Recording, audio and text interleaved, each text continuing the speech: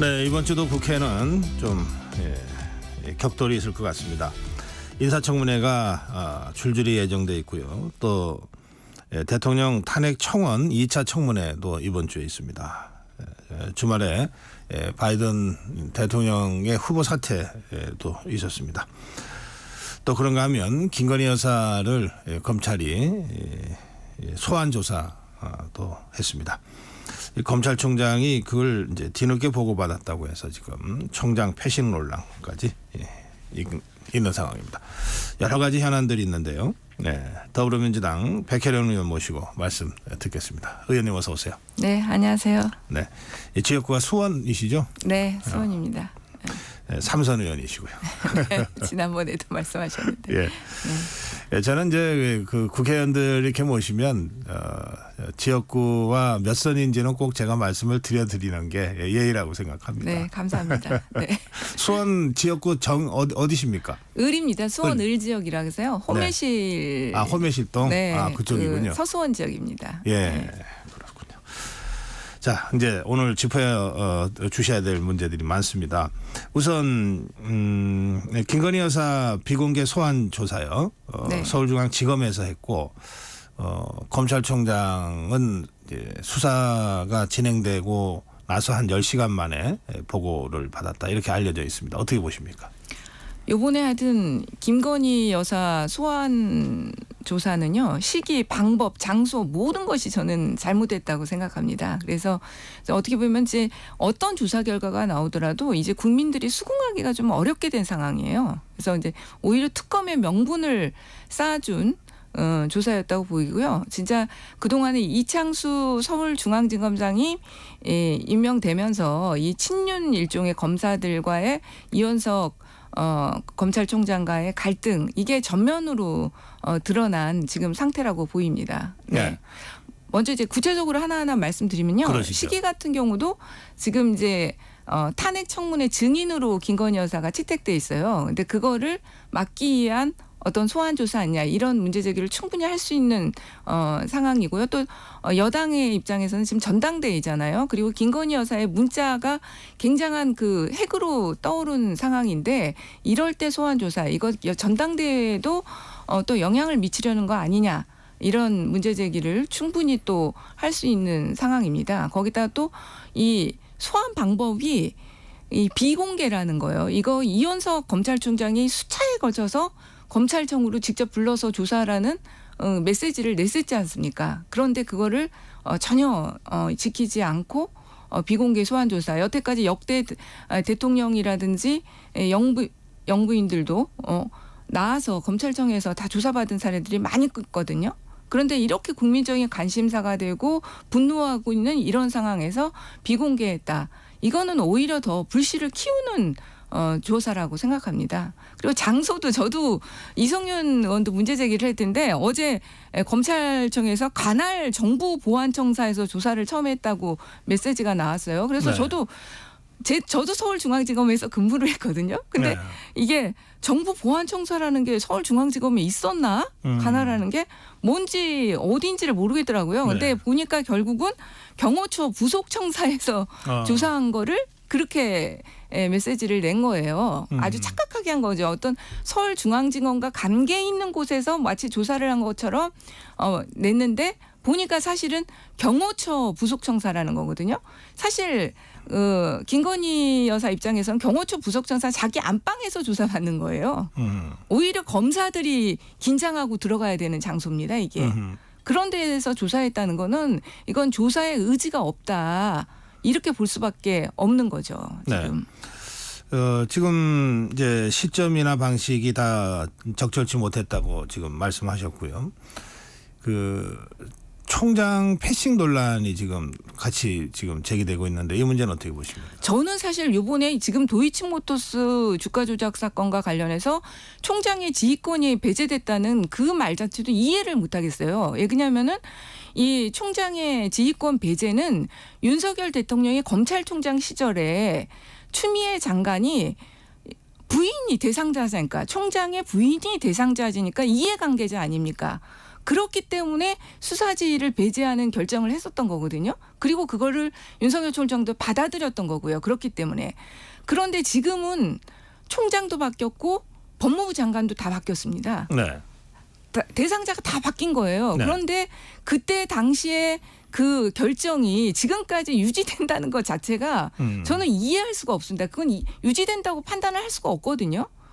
그런 법률적인 판단을 그 서울중앙지검에서 했다는 것 자체가 저는 아주 법률가로서 이건 말도 안 되는 판단이다.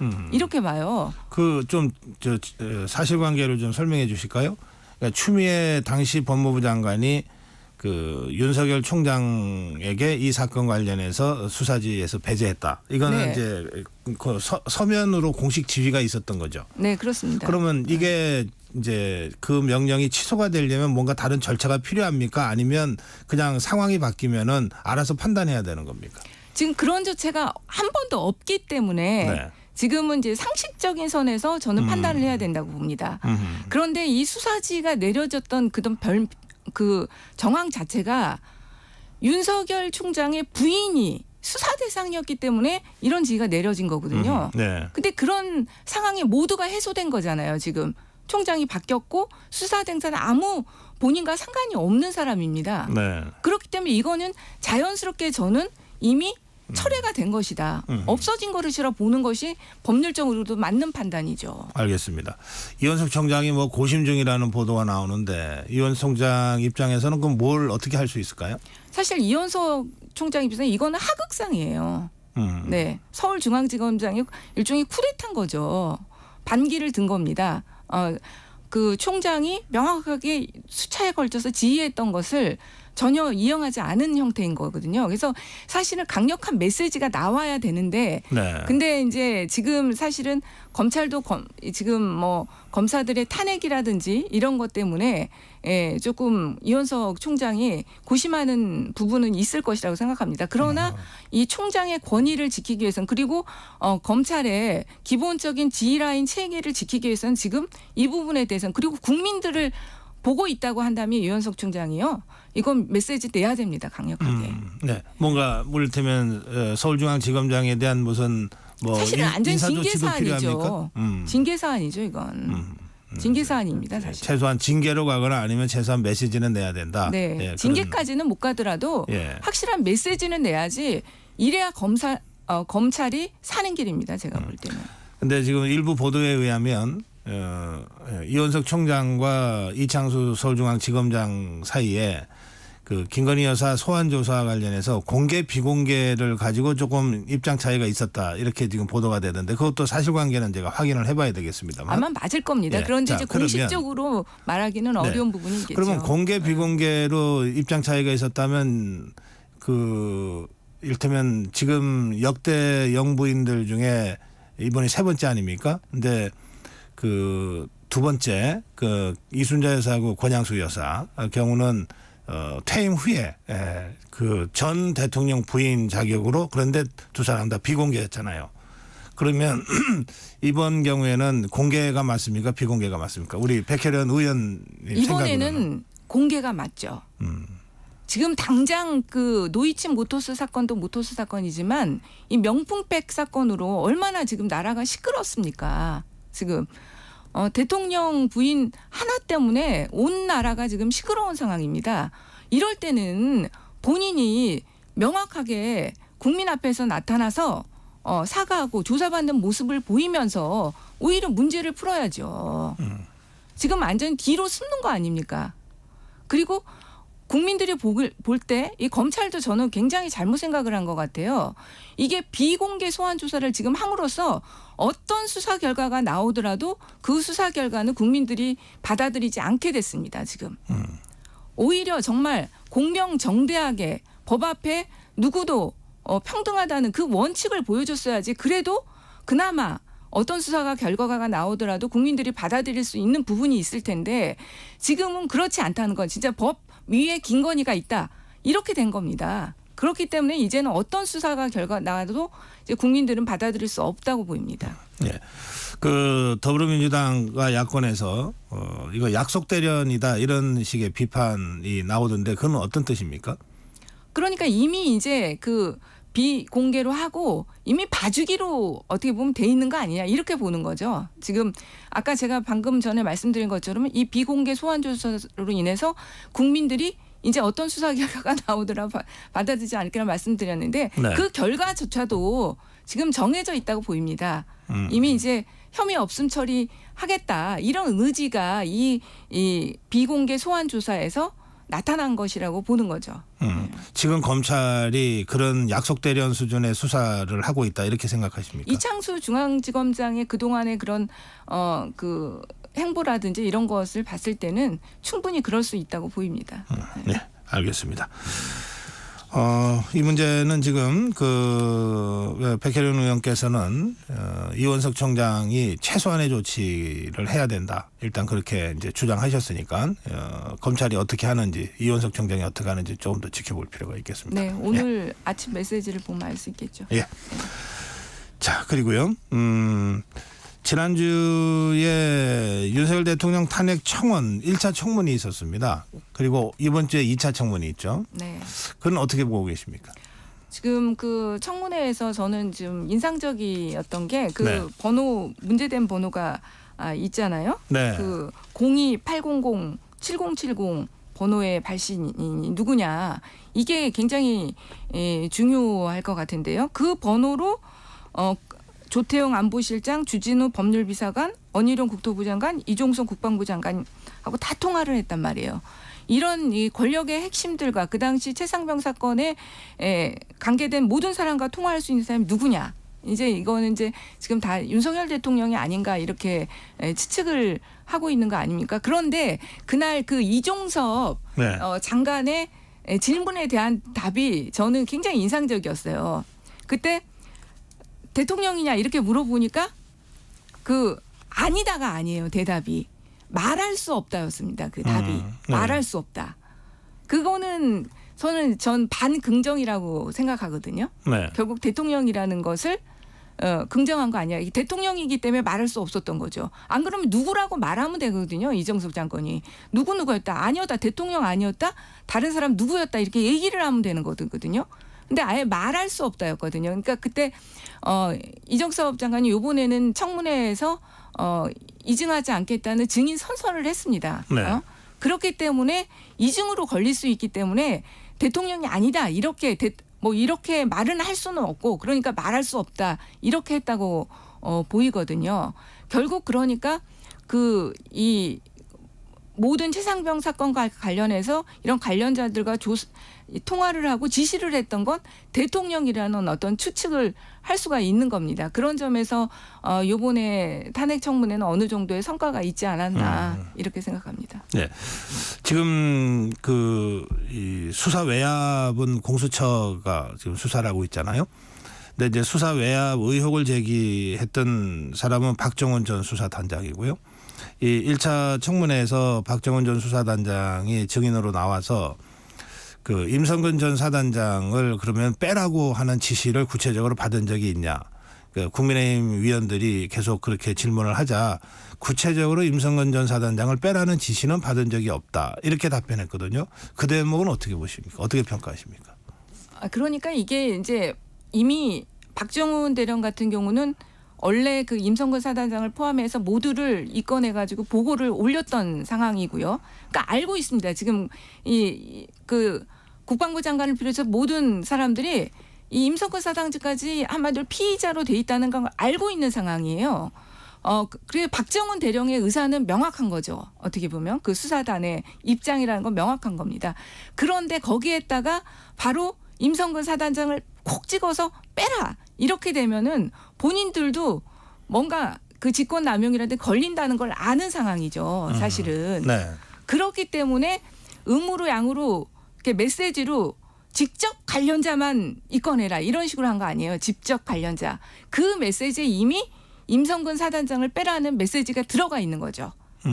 네. 그러나 법률적으로는 본인들도 이제 확실히 뭔가 걸릴 부분은 좀 빼겠다는 그런 게 있는 거죠. 그런데 박정훈 그게 저희가 말을 하다 보면 예. 누구 딱 찍지 않아도 특히 상사하고 하급자가 얘기를 할 때는요. 네. 다 알 수 있습니다. 그게 음. 이게 어떤 메시지인지.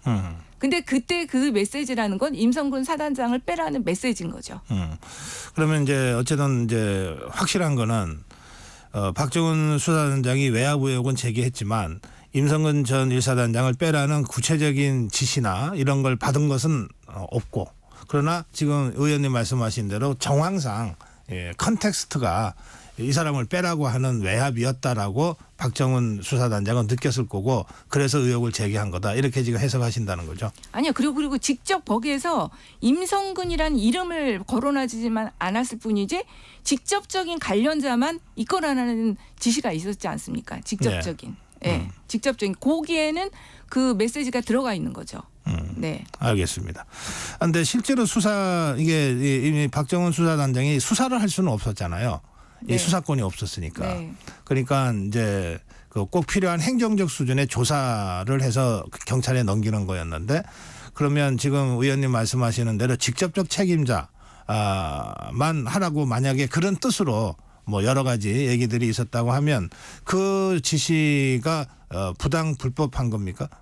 일단요. 예. 이게 박정훈 대령의 그걸 행정적인 그 조사 그렇게 단정하시면 안 될 거예요. 아니, 그건 제가 단정하는 게 아니고. 단정하는 게 아니라요. 그러니까 수사권이 없다는 뜻의 말씀을. 수사권은 없다고 했지만 예. 1차 일종의 조사, 1차 초동 조사는 아주 광범위하게 그리고 신속하게 이루어졌다는 거죠. 오히려 우리가 이제 이게 수사권은 없지만 제일 처음에 그 조사하는 게 굉장히 중요합니다. 모든 수사에서 제일 처음이 사실 물론이죠. 중요하잖아요. 예. 근데 박정훈 대령이 그 짧은 시간에 정말로 이 해병대에 관련된 모든 사람을 만나서 인터뷰하고 그걸 다 조사했습니다. 그래서 그 결론을 가지고 입건을 하고 그렇게 했던 거 아니에요. 네. 그렇기 때문에 이거는 굉장히 중요한 자료고, 어느 정도 제가 볼 때는 1차적인 수사의 어떤 테두리일까요? 그런 거는 확실하게 다 나왔다고 생각하고요. 그러니까 지금 의원님 말씀하신 건 초동 수사가 중요하다, 이런 말씀이시잖아요. 네네. 초동 조사죠. 예, 여기 그러니까 이게 수사권이 없기 때문에 제가 그 말씀을 드리는 박정훈 거예요. 대령이 그 조사를 굉장히 충실하게 광범위하게 했다는 거죠. 알겠습니다. 네. 예, 그 문제는 앞으로도 국회 청문을 통해서나 사건을 재판을 통해서나 어쨌든 밝혀져야 될 사안이다. 예, 그렇게 말씀 드려놓겠습니다. 예, 다른 문제도 제가 여쭤야 될 게 많아가지고 네네. 그렇습니다. 지금 더불어민주당 전당대회 진행 중인데요. 네. 90% 가까운 득표를 이재명 대표가 하고 있습니다. 이거 어떻게 보십니까? 사실 뭐 그동안 이제 우리 당의 당원들이라든지 지지층에서는 네. 이재명 대표의 지지세가 절대적이었던 게 계속 드러나고 있고요. 네. 그러니까는 어떤 우리 당이나 우리 지지층에서는 이재명 대표에 대한 그런 지지세가 높습니다. 그러니까 그게 어떻게 보면 당연하게 드러난 전당대회라고 생각하고요. 그게 뭐 특이한 현상은 아니라고 봅니다. 뭐 그건 너무나 당연한 거다, 이런 말씀이시죠. 조역당 조국혁신당이요. 99.9%로 조국 대표가 당선되는데 그것도 그러면 당연한 거라고 보십니까? 거기도 조국 대표에 대한 지지가 높으니까 그렇게 됐겠죠. 네, 그러니까 뭐 민주적인 어떤 절차에 비해서는 99.9%라는 게 너무 압도적이라서 별로 모양새는 좋아 보이지 않지만 지금 거기는 당대표 후보로 조국 후보 자체가 혼자 출마했지 않습니까? 예. 네. 그런 상황이기 때문에 또 그 당을 지지하는 사람들이 표를 찍는 거기 때문에 뭐 좀 예측은 가능했는데 99.9%는 좀 생각보다도 높은 수치더라고요. 네. 그래요. 더불어민주당이나 조국혁신당은 그렇고요. 국민의힘 전대는 어떻게 보십니까? 지금 이제 오늘부터 투표 시작인가요? 그렇죠? 네. 투표는 지난주부터 모바일이 시작됐고요. 지금은 ARS하고 여론조사가 진행 중입니다. 지금 뭐 김건희 여사 문자 파동 그리고 이제 페트 이 부분이 어떤 영향을 미칠까 그게 관건인데요. 네. 좀 그러니까 1차에서 아직까지도 여론조사 결과는 한동훈 대세론이 꺾이지는 않는 것 같아요. 네. 그러니까 좀 봐야 될 것 같은데 이번에 페트 공소 취소 문제와 네, 관련해서 패스트트랙이요? 상당히 예.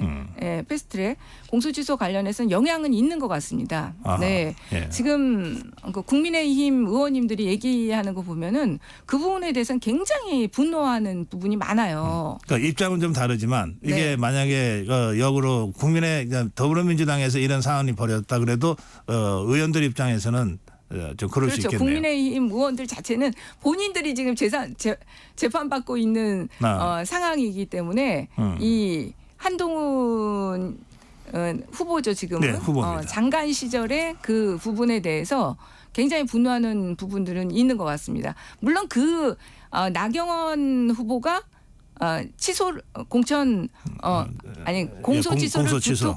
부탁했다는 거 이것 자체도 청탁금지법 위반 소지가 크고요. 문제가 굉장히 많습니다. 그런데 또 이 당의 입장에서는 그런 부분들이 있는 거죠. 근데 저는 지금 그 부분보다도 그 나경원 두 번째 그 나경원 후보가 이 한동훈 후보한테 제 개인적으로 부탁했습니까?